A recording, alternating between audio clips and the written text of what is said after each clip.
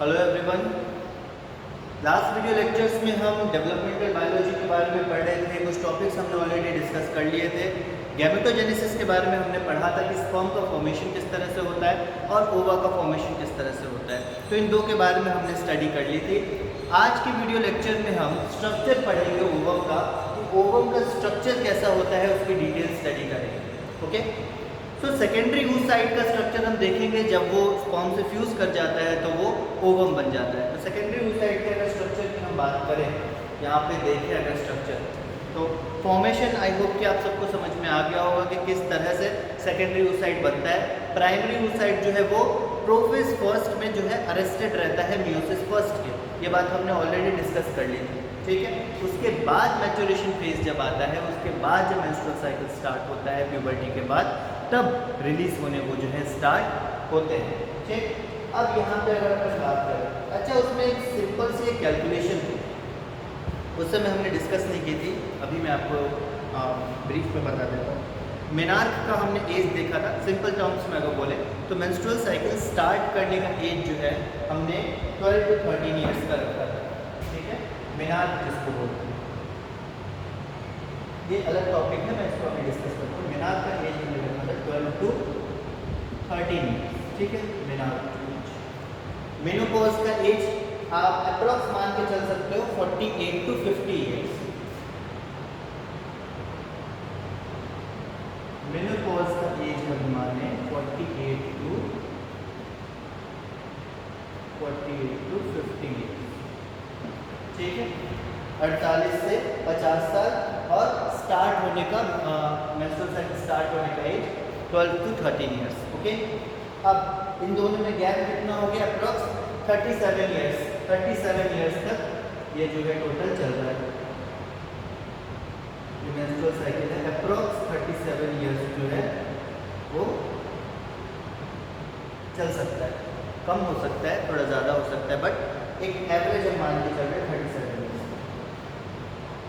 Annually जो क्या कहते हैं मेंस्ट्रुअल साइकिल होगा वो एनुअली होगा अप्रॉक्स 13 बार, ठीक है। एनुअली जो होगा मेंस्ट्रुअल साइकिल वो होगा 13 टाइम्स, ठीक है। तो 37 ईयर्स तक हर महीने और 28 डेज का गैप रहता है, तो हर साल 13 टाइम्स अप्रॉक्स जो है वो मेंस्ट्रुअल साइकिल होता है। तो टोटल ये हो गया approx 481 times. It's about 481 times.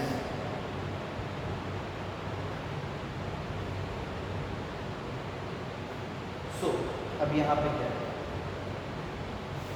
इतने सेकेंडरी oocytes जो है 481 सेकेंडरी oocytes के पास पोटेंशियल नहीं तो एक तरह से देखा जाए कि 481 अप्रॉक्स मान के चलिए 450 से लेकर 500 के बीच में, 450 से लेकर 500 के बीच में जो सेकेंडरी oocytes हैं उनके पास चांसेस रहते हैं फर्टिलाइज होने के।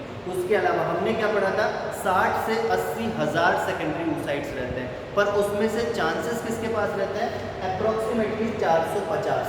सिर्फ 450 सेकेंडरी oocytes जो होते हैं उनके पास चांसेस होते हैं फर्टिलाइज होने के या फिर स्पर्म के साथ फ्यूज होने के, ठीक है। उसके अलावा तो एवरेज रेंज हम जो है 400 to 450 का ही मान के चलते हैं। इतने oocytes जो है जो कि ओव्यूलेशन कर सकते हैं, ठीक है। ओव्यूलेशन कर सकते हैं इतने oocytes, अदरवाइज उसके अलावा जितने भी oocytes होंगे वो डिजेनरेट हो जाएंगे, डिस्ट्रॉय हो जाएंगे। तो ये था।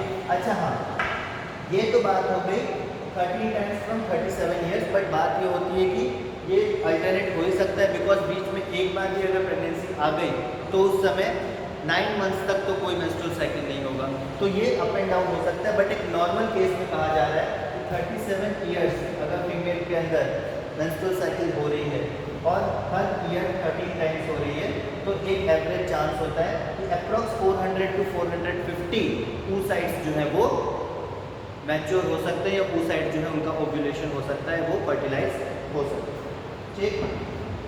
ये तो थी ऐसे नॉर्मली कैलकुलेशन। अब हम बात करते हैं अपने ओवम के स्ट्रक्चर के बारे में। Structure of ovum.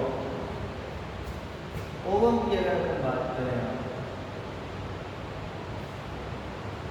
तो क्या क्या मौजूद रहता है इसके बारे में हम देखते हैं। इस तरह से स्ट्रक्चर होता है। सबसे पहले ओवम जो है वो एक न्यूट्रिटिव सेल्स के लेयर से घिरा हुआ रहता है, एक ऐसे सेल के लेयर से जो कि ओवम को न्यूट्रिशन या प्रोटीन जो है वो प्रोवाइड कराता है। तो यहाँ पे जो है इसके ऊपर एक सेल की लेयर होती है। अभी हम लेयर बाय लेयर बनाते जाएंगे, और भी लेयर्स बनेंगे। अभी कॉम्प्लेक्स स्ट्रक्चर होता है थोड़ा ओवम का, इतना सिंपल भी नहीं है, बट कोई बहुत ज़्यादा मुश्किल नहीं है, इतना तो कोई कॉम्प्लेक्स स्ट्रक्चर नहीं है। तो ये एक सेल की लेयर ओवम के ऊपर आपको दिखेगी। ये जो सेल्स की लेयर है इसको हम बोलते हैं कोरोना रेडियाटा सेल। ये जो सेल्स है जिनको हम बोलते हैं corona radiata cells. These are corona radiata cells. ये आपको याद रखना है, कोरोना रेडियाटा सेल। इसका फंक्शन क्या होता है? नॉर्मली ये जो सेल है ये प्रोटीन या फिर न्यूट्रिशन प्रोवाइड कराते हैं सेकेंडरी oocyte के सर्वाइवल के लिए। सेकेंडरी oocyte जीवित रह सके, सेकेंडरी oocyte को प्रोटीन मिल सके सही मात्रा में, इसका ध्यान रखना है इस कोरोना रेडियाटा सेल को। कोरोना रेडियाटा सेल जो है वो प्रोटीन प्रोवाइड कराता है for the survival of secondary oocyte। Okay, उसके बाद ये जो लेयर दिख रही है जिसके ऊपर कोरोना रेडियाटा सेल जो है वो मौजूद है, इस लेयर को हम बोलते हैं ज़ोना पेल्यूसिडा। ये आपने नाम कई बार सुन रखा होगा, दिस इज ज़ोना पेल्यूसिडा।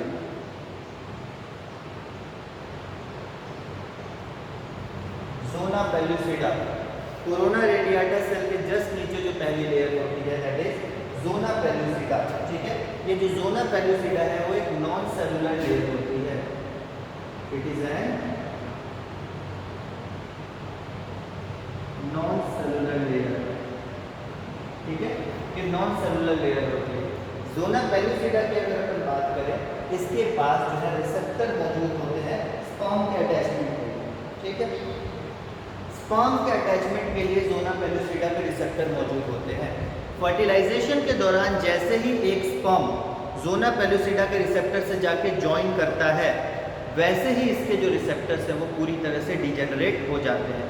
इसी कारण से एक बार में एक ओवम में एक ही स्पर्म जाके फ्यूज कर सकता है, दूसरा स्पर्म फ्यूज नहीं कर पाता। क्यों नहीं कर पाता? क्योंकि ज़ोना पेल्यूसिडा के रिसेप्टर ही नहीं बचते, तो स्पर्म जाके बाइंड कहाँ करेगा? तो एक स्पर्म जैसे ही जाके बाइंड कर जाता है, ज़ोना पेल्यूसिडा के ऊपर मौजूद जितने भी रिसेप्टर्स हैं स्पर्म के लिए वो सब डिजेनरेट हो जाते हैं। इस कारण से एक स्पर्म के बाइंड होने के बाद, फ्यूज होने के बाद, दूसरा स्पर्म जो है उस पर्टिकुलर ओवम पे फ्यूज नहीं हो सकता। ठीक है, तो ज़ोना पेल्यूसिडा जो है नॉन सेलुलर लेयर है। ज़ोना पेल्यूसिडा के अंदर अगर अपन बात करें तो एक प्लाज्मा मेम्ब्रेन मौजूद होती है जिसको हम विटेलाइन मेम्ब्रेन भी कहते हैं। प्लाज्मा मेम्ब्रेन मौजूद होती है जिसको हम यहाँ विटेलाइन मेम्ब्रेन कहते हैं।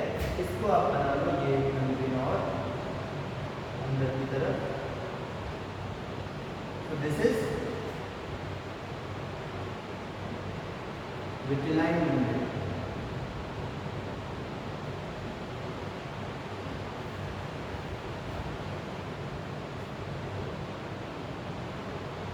ये जो है विटेलाइन मेम्ब्रेन जो है अंदर मौजूद होती है। ठीक, विटेलाइन मेम्ब्रेन जो है यहाँ पे मौजूद है, और विटेलाइन मेम्ब्रेन के अंदर जो है वो प्लाज्मा भरा हुआ है जिसको हम प्लाज्मा बोलते हैं। ठीक है, और एक न्यूक्लियस मौजूद है। यहाँ पे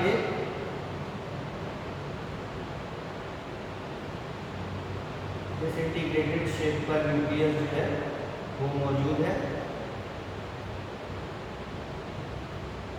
न्यूक्लियस मौजूद है, इट इज हैप्लॉइड एन है।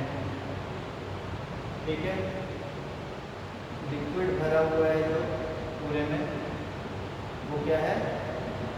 प्लाज्मा बोलते हैं लिक्विड को।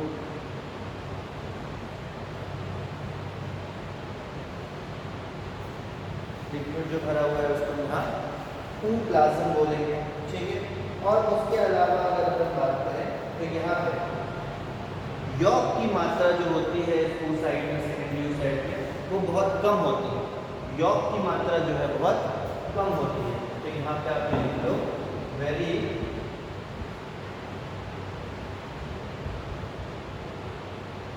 लेस अमाउंट ऑफ यॉक, और जो एग होता है वो इलेसिफिल टाइप एग होता है, एग जो है वो इलेसिफिल टाइप होती है, मतलब होता है मतलब कि जो यॉक जो है वो यॉक की मात्रा ना के बराबर है, ठीक है, यॉक की जो मात्रा है वो एक तरह से ना के बराबर है, ठीक। उसके अलावा एक बात यहाँ पे देखो, ज़ोना पेलुसिडा और विटेलाइन मेम्ब्रेन, ज़ोना पेलुसिडा और विटेलाइन मेम्ब्रेन के बीच में जो स्पेस खाली है उसको हम पेरीविटेलाइन स्पेस कहते हैं। ज़ोना पेलुसिडा की ये लेयर और विटेलाइन मेम्ब्रेन की ये लेयर, उसके बीच का जो स्पेस ये जो खाली है इसको हम पेरीविटेलाइन स्पेस कहते हैं। और इस पेरीविटेलाइन स्पेस के अंदर ये एक लिक्विड भरा रहता है जिसको हम पेरीविटेलाइन फ्लूइड कहते हैं। इस पेरीविटेलाइन स्पेस में भी एक लिक्विड भरा रहता है, दैट इज पेरीविटेलाइन फ्लूइड। ओके, सो ये था आपका स्ट्रक्चर ओवम का। अच्छा, एक चीज़ और आप लिख लोगे, ओवम का जो साइज है वो अप्रॉक्स 100 माइक्रोमीटर के आसपास इसका डायमीटर होता है। साइज की अगर हम बात करें तो 100 माइक्रोमीटर के आसपास जो है ये डायमीटर होता है, अप्रोक्सीमेट साइज है ये बताई जाती है, ठीक है। तो ये जो स्ट्रक्चर है वो सेकेंडरी फूड साइड का है, और जब ये फ्यूज कर जाता है स्पर्म से तो ये ओवम में कन्वर्ट हो जाता है, ठीक है। तो आपको याद यहाँ पे क्या क्या रखना है, एक न्यूट्रिटिव सेल का बाहरी लेयर जिसको हम कोरोना रेडियाटा सेल कहते हैं जो कि प्रोटीन प्रोवाइड करता है, उसके अंडर आता है ज़ोना पेलुसिडा की लेयर जिसके पास स्पर्म से बाइंड करने के रिसेप्टर्स मौजूद हैं जो कि स्पर्म से बाइंड करते हैं, पर वो एक ही स्पर्म से बाइंड करते हैं, और जैसे ही वो स्पर्म से बाइंड करते हैं उनके बाकी रिसेप्टर्स डिजेनरेट हो जाते हैं, खत्म हो जाते हैं। इस कारण से कोई और स्पर्म आके उस ओवम पे बाइंड नहीं कर पाता। उसके अंडर अगर अपन बात करें तो एक विटेलाइन मेम्ब्रेन मौजूद होती है जो कि इनकी प्लाज्मा मेम्ब्रेन भी होती है। उस विटेलाइन मेम्ब्रेन के अंदर लिक्विड भरा रहता है जिसको हम ooप्लाज्म बोलते हैं, एक हैप्लॉइड न्यूक्लियस मौजूद रहता है, और बिल्कुल नाम मात्र मात्रा में यॉक होता है। इस कारण से ये जो एग है इसको हम एलेसिथल एग बोलते हैं, मतलब बिना यॉक का एग जो है हम बोलते हैं। ओके, ज़ोना पेलुसिडा और विटेलाइन मेम्ब्रेन के बीच में स्पेस मौजूद होता है जिसे हम पैराविटेलाइन स्पेस बोलते हैं, और इस पेरीविटेलाइन स्पेस में लिक्विड भरा रहता है जिसको हम पेरीविटेलाइन फ्लूइड कहते हैं। ओके, तो ये सिंपल से कुछ टर्म्स थे जो आपको याद रखने हैं।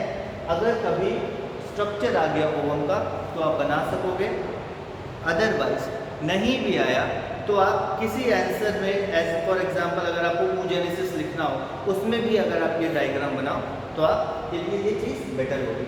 Okay, so next video lecture में हम डेवलपमेंटल बायोलॉजी को भी कंटिन्यू करेंगे। आप तब तक के लिए वीडियोस को कंटिन्यूअसली देखते रहिए, प्रेजेंट वीडियोस भी और प्रीवियस वीडियोस भी। प्रीवियस वीडियोस को आपको छोड़ना नहीं है, उसको कंप्लीट करना है, सो उसको भी आप कंटिन्यूअसली देखते रहिए। आगे की वीडियोज़ में हम डेवलपमेंटल बायोलॉजी को आगे बढ़ेंगे। Thank you very much.